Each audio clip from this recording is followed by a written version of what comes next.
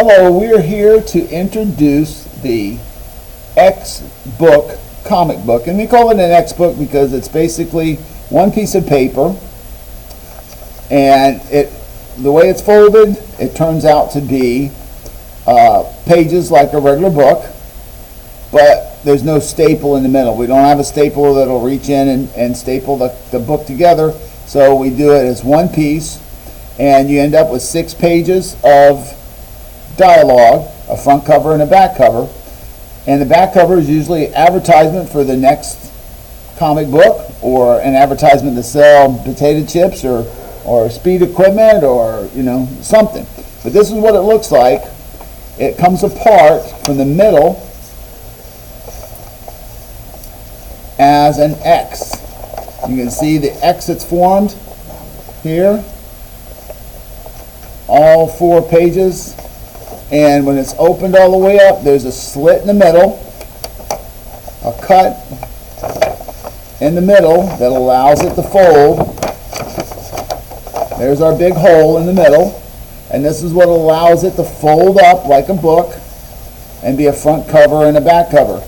The confusing part for people is that they don't follow the directions and pay attention to the layout. The layout is such that instead of the first page being up here on top, you can see all of these on top are upside down. And the ones on the bottom start off with the front page in the second spot, and the first spot is the back cover. But when it gets folded up, you can see it starting to fold up and push together, everything works out to where it's a book. There'll be a page on the wall that'll show you the layout. But if we're going to make a comic book, we've got to have 2 characters. 2 characters because one character is talking to the other character. There's plenty of comic books that have more than 2 characters. There's plenty of comic books that might just have 1 character and it's going through and narrating. So when you have the characters, you have to decide, and any shape that you can draw can be a character. I could have a character that is a cupcake, and I'm going to draw a face on it. I could have a character that is a Twinkie. Got to draw a face on it.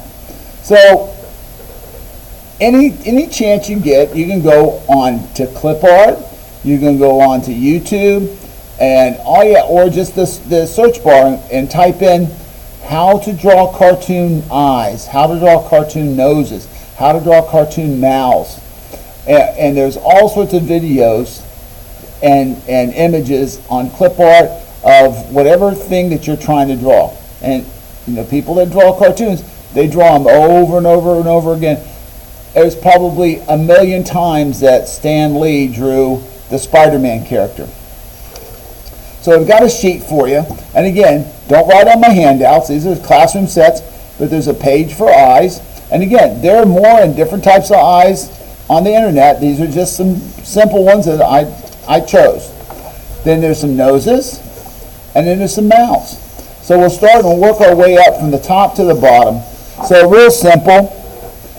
I'm going to pick some eyes. I want to pick those eyes. So I'm going to pick that, and we have a little U shape and a little U shape, and down here at the bottom is the eyes. Now these look like sad or tired eyes.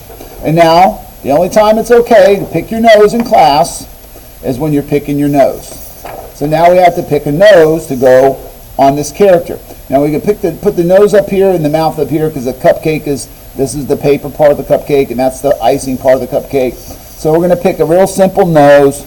Maybe we'll pick this one here. That's a bump and a bump and a bump, and we've got a little comma and a little parentheses type shape. So there's a nose.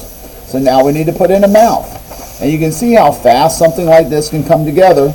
And since that's kind of a, I don't know if these eyes look quizzical or sad, or they're definitely not happy. So I'm probably going to pick this little mouth right here. And that kind of goes with the eyes. The eyes are the window to the soul. That's where you get a lot of your expression. The nose never really changes much, but the mouth can change a lot. Different shapes for mouths, different shapes for eyes. You could always put in some eyebrows. Also can change the way it looks. but your comic book's going to be very boring if it's the same expression in every frame, if it's the same character in every frame. So it really is simple. We'll do the same thing over again. We'll pick some eyes, and here are some eyes that don't look sad or surprised. And we'll go over here again. We'll find us a nose. There's a real simple nose.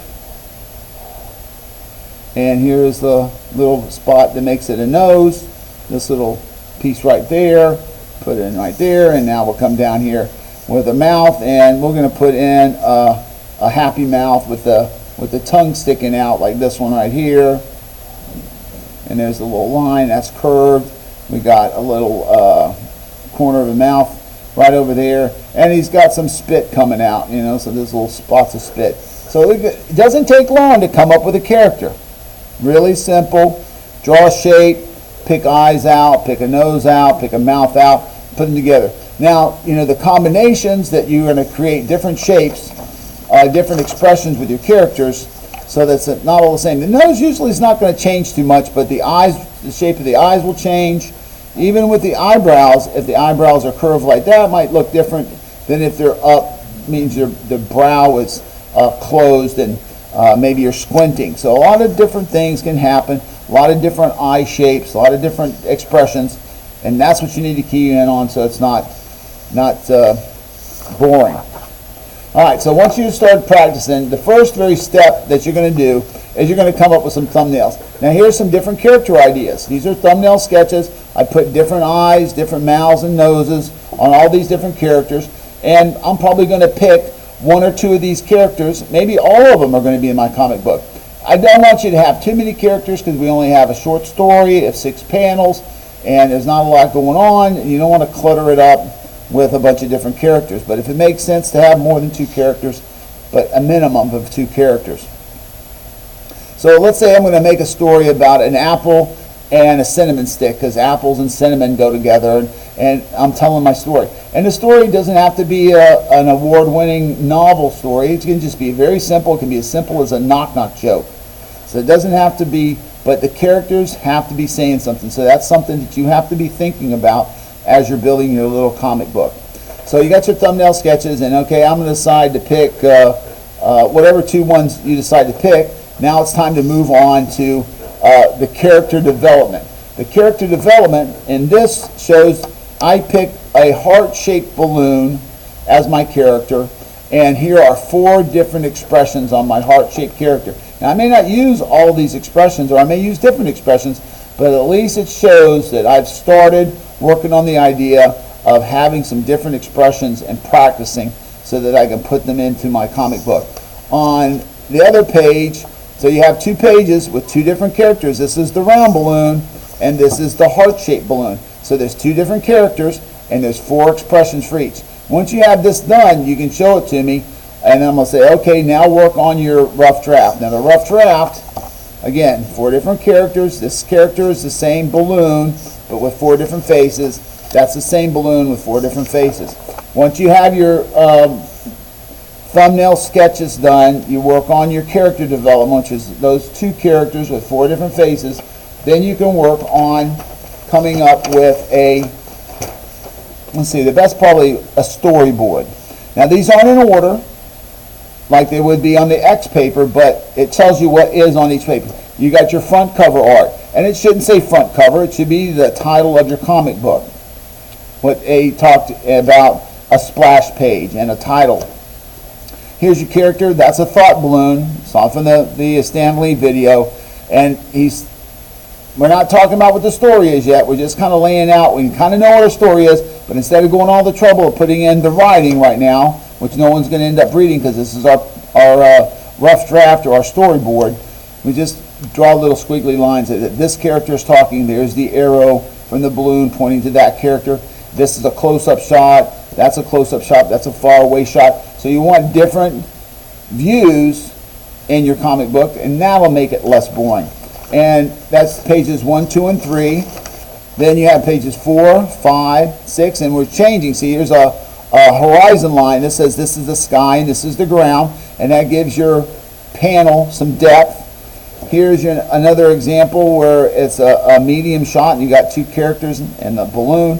And here's your back cover.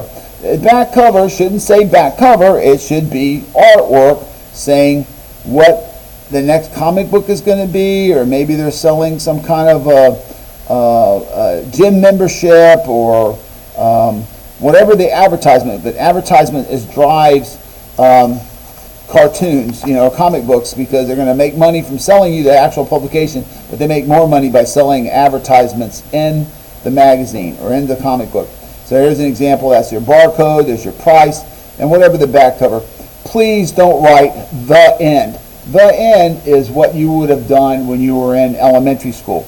We're way above that. So no sons in the corner, and no the end for the back, because that's going to get you a low grade on your project. So once you have that done, you show it to me, and I'm going to give you your big paper. You're going to fold it up. You're going to